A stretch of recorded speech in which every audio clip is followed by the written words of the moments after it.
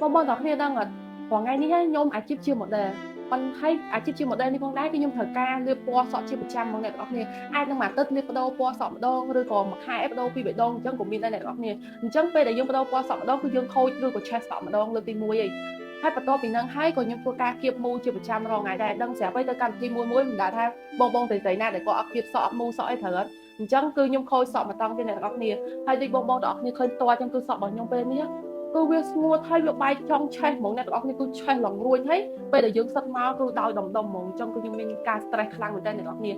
ហើយសំខាន់ណាស់មិនមែនថាខ្ញុំមិនរកផលិតផលយកមកព្យាបាលអ្នកទាំងអស់គ្នាផលិតផលលើទីផ្សារឲ្យតែលើថានេះល្បីអានោះល្បីអានេះល្អប្រើអានោះល្អប្រើគឺខ្ញុំសាកប្រើហើយតែពេលដែលខ្ញុំប្រើគឺវាអត់មានបានប្រសិទ្ធភាពដូចអ្វីដែលខ្ញុំចង់បានទេគឺវាមានអារម្មណ៍ថាវាកាន់តែយ៉ាប់យ៉ឺនណាអ្នកទាំងអស់គ្នាអញ្ចឹងឥឡូវនេះគឺខ្ញុំមានមិត្តភ័ក្តិម្នាក់ដែលគាត់ណែនាំជាមួយនឹងសាប៊ូ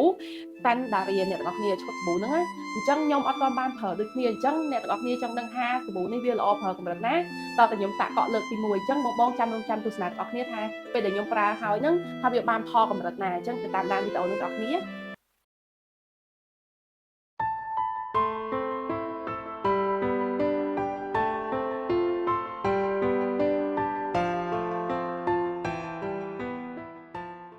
ហ្នឹងហើយអ្នកទាំងអស់គ្នាអញ្ចឹងសម្រាប់បងដែលគាត់សក់អត់មានបញ្ហាគាត់គ្រាន់តែធ្វើការអបតាមបន្តនេះបានទេប៉ុន្តែសម្រាប់ខ្ញុំវិញគឺសក់ខ្ញុំលាបពណ៌ហើយវាឆេះសក់ហើយវាដាច់ទេអ្នកទាំងអស់គ្នាអញ្ចឹងគឺសរសៃសក់របស់ខ្ញុំគឺខ្សោយខ្លាំងមែនទែនអញ្ចឹងខ្ញុំត្រូវការយកអាអបហ្នឹងដើម្បីអបហើយយើងយកសរោមដើម្បីដាក់បន្ទន់ឲ្យសក់យើងវាស្វិតទៅអ្នកទាំងអស់គ្នាស្វិតហើយវារឹងមាំទៀតពេលដែលយើងដាក់សរោមហើយគឺមានអារម្មណ៍ថាវាស្វិតរឹងមាំជាងមុនណាអ្នកទាំងអស់គ្នាអញ្ចឹងយើងធ្វើការបន្តវា2 3ដងមកនេះតាមអ្វីដែលគេណែនាំខ្ញុំដែរណាអ្នកទាំងអស់គ្នាចឹងពេលដែលយើងបន្តសរោមចូលហើយយើង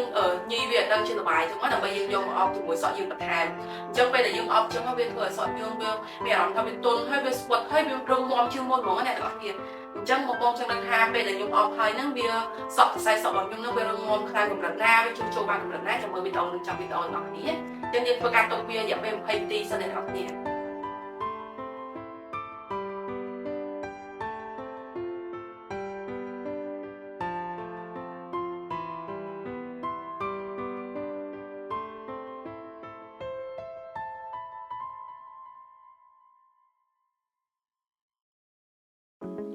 មិនដែររីសាកក់សក់លើកដំបូងរបស់ខ្ញុំនិយាយរួមមកគាត់តែយើងកក់លើកទី1ឯងឃើញប្រសិទ្ធភាពភ្លាមៗហ្មងថ្លៃទៅដល់40ទៅ50%ចុះតំណតែខ្ញុំកក់រាល់ថ្ងៃជាប្រចាំទៀតតែសក់ខ្ញុំមិនស្អាតដល់កម្រិតណាអញ្ចឹងបើសិនជាពុកម៉ែបងប្អូនមានចំណាប់អារម្មណ៍ចង់កក់សាប៊ូដូចខ្ញុំអាចធ្វើការឆាតជួយភ័យខាងលើបាន